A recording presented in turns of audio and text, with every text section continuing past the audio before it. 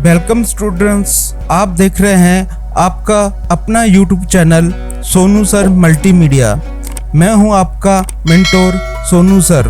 आज मैं आपको सिखाने जा रहा हूं एक नॉर्मल सी पिक्चर को एक इफेक्टिव वन पोस्टर कैसे बनाएं। ये देखिए कैसे एक नॉर्मल पिक्चर से इफेक्टिव पोस्टर बनाया है। तो शुरू करते हैं हम ऐसे इफ़ेक्ट हम एडोब फोटोशॉप में कैसे बनाएं।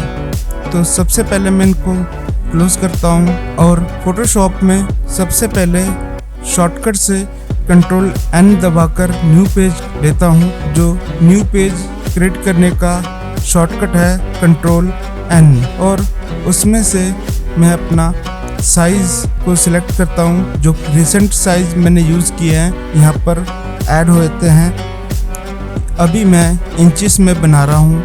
ये साइज़ लेकर आप किसी में भी बना सकते हैं। तो मैंने क्रिएट करके एक इस तरह से पेज ले लिया है। उसके बाद मैं कंट्रोल ओ दबाकर ओपन करूँगा जो मुझे पिक्चर लेनी है। तो सबसे पहले मैं एक मॉडल की सिंपल पिक्चर को ओपन कर लेता हूँ। इस तरह से मेरा एक मॉडल का पिक्चर ओपन हो गया है। इसके बाद मैं शॉर्टकट ही यूज़ करूँगा सभी, और आपको साथ साथ एक्सप्लेन भी करता जाऊँगा। और सबसे पहले मैं कंट्रोल ए दबाकर सेलेक्ट ऑल करता हूँ।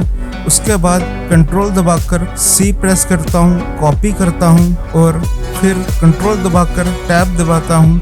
तो मैं एक पेज से दूसरे पेज में चला जाता हूँ। उसके बाद यहाँ पिक्चर को पेस्ट करता हूँ। पिक्चर पेस्ट होने के बाद मैं इसकी साइज छोटा करूँगा। इसके लिए मैं कंट्रोल टी प्रेस करता हूँ और यहाँ पर लॉक ऑन रखूँगा, और इसके बाद आल्ट दबाकर मैं साइड से इसको छोटा करूँगा ताकि हमारे पेज पे फिट हो जाए। ये देखिए कुछ हमारा साइज छोटा हो रहा है पिक्चर का। लॉक ऑन करने का मकसद ये है कि जब हम किसी पिक्चर को आल्ट दबाकर छोटा करते हैं तो चारों तरफ से इक्वली साइज में वो छोटा या बड़ा इक्वली साइज में होता है। इस तरह से जितना मुझे साइज ज़रूरत है मैंने उतना साइज यहाँ पर सिलेक्ट कर लिया है। इसके बाद मैं एंटर प्रेस करूँगा और इसके बाद मैं टूल बार में जाकर मर्करी टूल को सिलेक्ट करूँगा और छोटा सा पार्ट मैं यहाँ पर सिलेक्ट करूँगा। इस तरह से सिलेक्ट करने के बाद मैं कंट्रोल जे से इसकी डुप्लीकेट लूँगा। कंट्रोल जे डुप्लीकेट लेने के लिए होता है। अब मैं आपको दिखाना चाहता हूँ कि डुप्लीकेट जो हमने मर्करी टूल से सिलेक्ट करके लिया था तो किस तरह दिखेगा।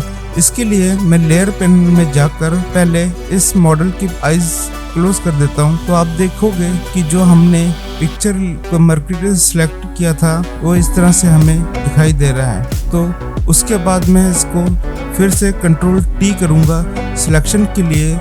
इस बार मैं यहाँ से लॉक हटा दूंगा और यहाँ से मैं इसको ड्रैग करके इस तरह से ड्रैग कर लूँगा। ये देखिए दोस्तों इस तरह से ड्रैग हो गया मेरा पूरा पेज में। मैंने इसको ड्रैग करके सेट कर लिया है। उसके बाद मैं फिल्टर में जाऊँगा। फिल्टर में जाकर यहाँ पर फिल्टर है डिस्ट्रॉय में जाकर यहाँ पर कॉर्नर लूँगा, जिसे इसमें से आपको ये गोल नज़र आएगा। इसमें से आपने कुछ भी नहीं छेड़ना। इसके बाद आपने ओके प्रेस कर देना है। तो ये इस तरह से आपका एक गोल शेप में इफेक्ट तैयार होगा। ये अभी थोड़ा स्ट्रेच लग रहा है तो इसका हम प्रॉपर राउंड शेप में लेने के लिए कंट्रोल टी करेंगे और यहाँ से हम ड्रैग करके इसको थोड़ा सा पूरे राउंड शेप में बनाने की कोशिश करेंगे। और ये हमारा ऑलमोस्ट बन भी गया है। इसके बाद मैं एंटर प्रेस करके सिलेक्शन हटाऊंगा और इसके बाद मैं लेयर पैनल में जाकर मॉडल की पिक्चर को सिलेक्ट करूंगा और इसके आईज को ऑन कर दूंगा। ये शो हो जाएगा।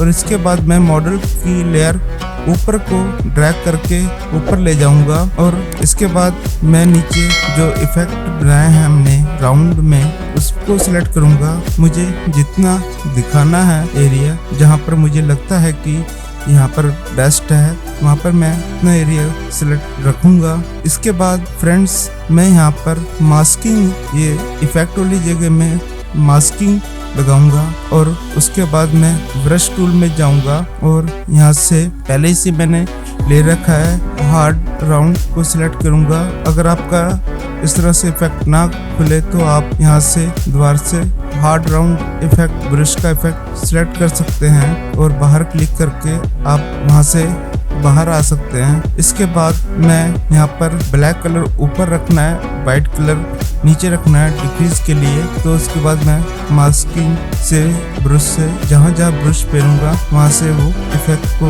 इरेज कर देगा।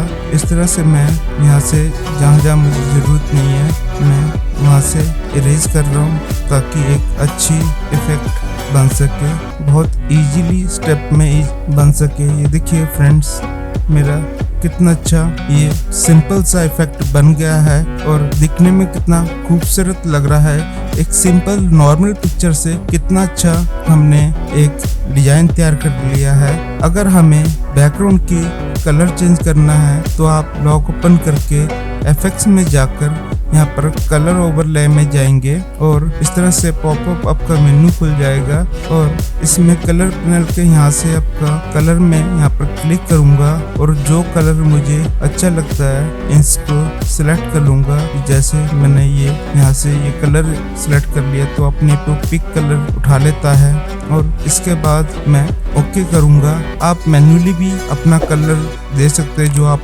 आपको पसंद है। इस तरह से अगर मैं आपको दिखाता हूँ करके, मैंने यहाँ से लाइट ये ले लिया, इस तरह से हो गया, कितना अच्छा बैकग्राउंड बन रहा है। इस तरह से अगर मैं रेड में जाऊँगा तो यहाँ पर हल्का पिंकिश लाइट कलर का पिंक कलर का बैकग्राउंड बना लूँगा और ओके कर दूँगा और ये मेरा कितना अच्छा पोस्टर तैयार हो गया है। थैंक यू दोस्तों।